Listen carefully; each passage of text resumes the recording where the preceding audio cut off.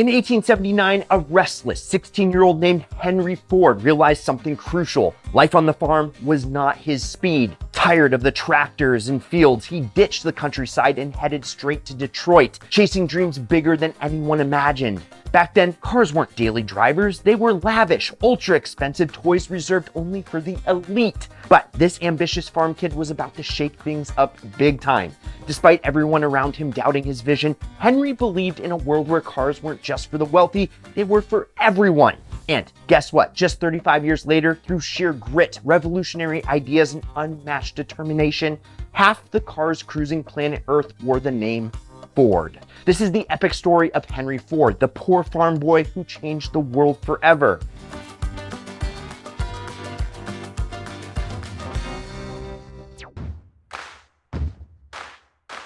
Henry Ford didn't just hate farm life, he wanted out so bad it physically pained him.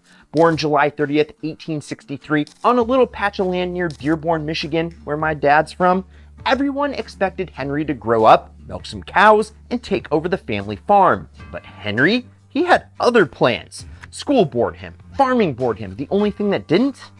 Machines. And by 12 years old, this kid was already tearing apart watches and putting them back together better than before. He literally became the neighborhood's go-to watch mechanic. Then at just 15, he built a fully functional steam engine. Like, what were you and I doing at 15? Not that.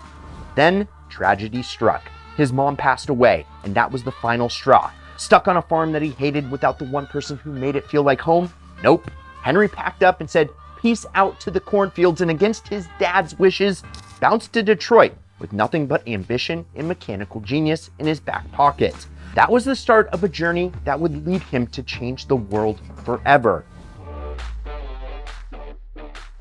Late 1800s, Detroit was booming. Factories, innovation, opportunity. It was the perfect playground for a mechanically obsessed kid like Henry Ford. His first job, building streetcars at the Michigan Car Company. It lasted 6 days. Yeah, 6. But Henry didn't flinch. He bounced over to James Flower and Brothers machine shop and cranked his watch fixing hustle back into gear. Word of his mechanical genius started to spread. Soon, Westinghouse came knocking, hiring him to repair steam engines all across Michigan. Henry wasn't just working jobs, he was leveling up, and very fast. And while he was out there making machines purr, he met Clara Jane Bryant. They hit it off fast and tied the knot. But when his dad gifted him the farmland as a wedding gift, Henry straight up ignored it. Detroit was electric, and Henry wasn't about to spend his life chasing cows. He was chasing something way bigger. Machines, innovation, and a future that was his to build. In 1891, Henry stumbled across something that blew his mind. Nicholas Otto's internal combustion engine. That moment lit a fire, a huge fire. He became obsessed with one goal: build a horseless carriage. To level up, he joined the Edison Illuminating Company, and thanks to his insane work ethic and nonstop tinkering, he climbed the ranks fast. Chief engineer, baby. By 1896, his late-night garage experiments finally paid off. He built the quadricycle. Yeah, it was clunky, but it moved, and that was everything. He sold it for $200 and didn't waste a dime. He poured it right back into his next big idea. Henry wasn't just building cars, he was building a movement, one that would flip the entire transportation world on its head. Henry's first two companies, total flops. The Detroit Automobile Company and the Henry Ford Company crashed and burned fast.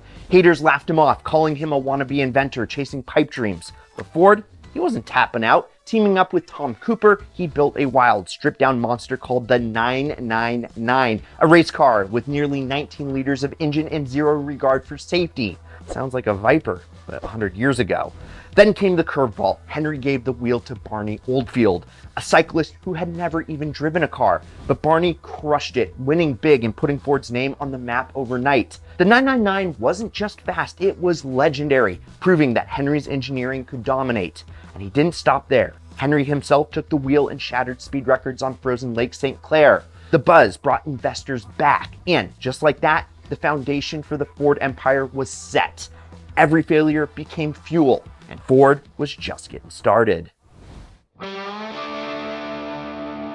After bouncing back from 2 failed companies, Henry Ford wasn't just trying again, he was coming for the entire automotive industry.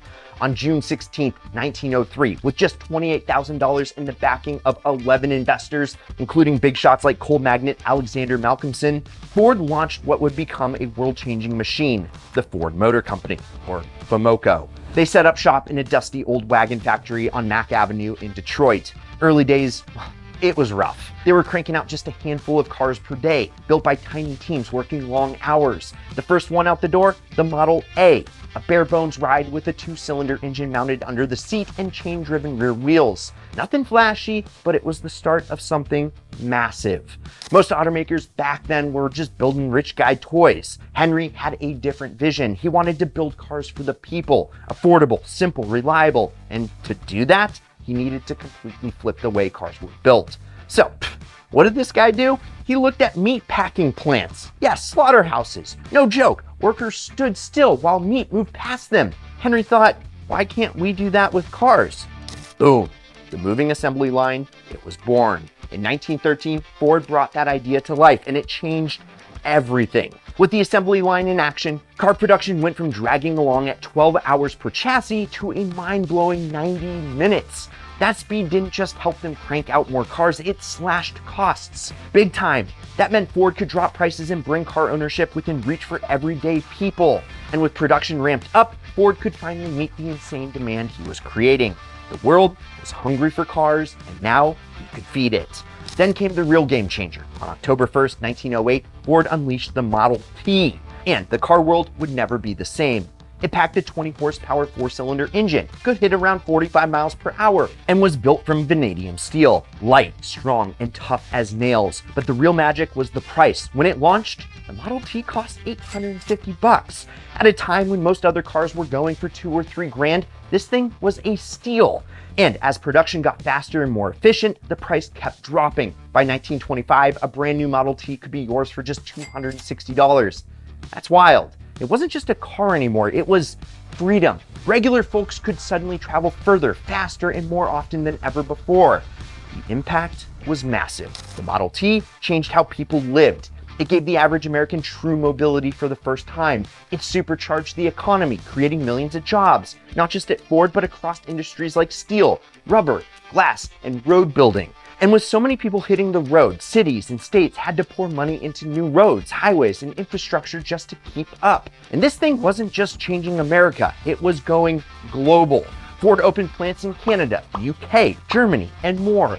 The Model T became a worldwide symbol of innovation, a car so simple and reliable that people from all walks of life could own one. By the time production ended in 1927, over 50 million Model Ts had hit the road. Henry Ford didn't just build a car, he built a movement. He took the automobile from luxury to necessity, reshaped the way the world worked, and proved that bold ideas, relentless grit, and a little bit of crazy could actually change everything. By the mid-1920s, the Ford empire wasn't looking so invincible anymore. Henry, once the king of innovation, was now stuck in the past, clinging to the Model T like it was still the future. But the truth? The world? Well, it had moved on. Competitors like Chevrolet were rolling out cars that were sleeker, comfier, and offered way more variety. Ford's once dominant sales started sliding hard, and inside the company, things weren't exactly sunshine and rainbows either. Tensions flared between Henry and his son, Edsel, a forward-thinking, modern-minded guy who saw where the auto market was headed. Edsel pushed for change, but Henry wasn't listening. Not yet. Eventually, though, reality hit hard. The Model T, it was done. In 1927, Henry finally gave in and shut down production. But he wasn't just replacing it with a car, he went big. Real big. He launched the Model A, and it rolled out of Ford's new pride and joy, the Rogue River factory. This plant was next level, a massive, self-contained powerhouse that handled everything from raw materials to final assembly under one roof. It was a manufacturing marvel. But just as Ford seemed to be getting back on track, the Great Depression slammed into the economy like a freight train. Car sales everywhere nosedived, and Ford was right in the blast zone. To make matters worse, Henry's leadership got even more stubborn. He resisted unionization, ignored changing labor dynamics, and doubled down on tight control. All of it added more strain to a company already trying to stay upright. This was the first real test of the empire that Henry Ford had built.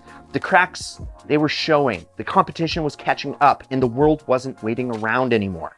Ford's next moves would determine if the legend could keep going or become just another chapter in the history books. And just when Ford's momentum was starting to stall, Edsel Ford rolled in with an idea that would shake the company to its core. While Henry was stubbornly gripping to the past, Edsel, he saw the future, and it had 8 cylinders. At the time, V8s were luxury-only territory. Fast, powerful, and insanely expensive. Edsel had a wild vision.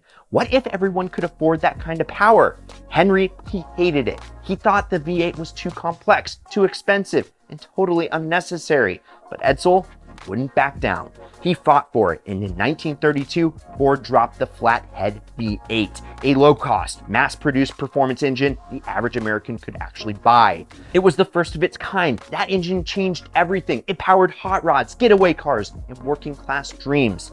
It made Ford cool again. Edsel's bold move didn't just give the company a performance edge, it reignited the brand's fire when it needed it most. The flathead V8 wasn't just a win, it was the comeback play that helped keep the Ford legacy alive. In 1943, though, Henry Ford faced the kind of heartbreak that no parent should ever endure: the death of his son, Edsel. It shattered him. Already aging and battling health issues, Henry was never quite the same after that. The man who had once built an empire with unstoppable energy now found himself drifting in grief. And with the company at a crossroads during the chaos of World War II, it was time for a new chapter. In 1945, Henry passed the torch to his grandson, Henry Ford II, or Deuces, putting the future of the company in the hands of a new generation. 2 years later, in 1947, Henry Ford passed away. But when he left this world, he didn't just leave behind a business, he left behind a legacy that had redefined it. His impact went far beyond cars. Henry Ford changed the way that people lived, the way industries operated, and the way the world moved. He didn't just mass-produce automobiles, he mass-produced possibility. What started with a watch-fixing farm boy in Michigan turned into a global powerhouse worth billions. Henry Ford's story isn't just about engines and assembly lines, it's about grit. It's about a relentless belief in making the impossible possible. This wasn't just about a guy that wanted to build a car, he wanted to build a future, and he did. From the dusty fields of Dearborn to the highways of the world, Henry Ford didn't just chase a dream, he drove it straight into the heart of history.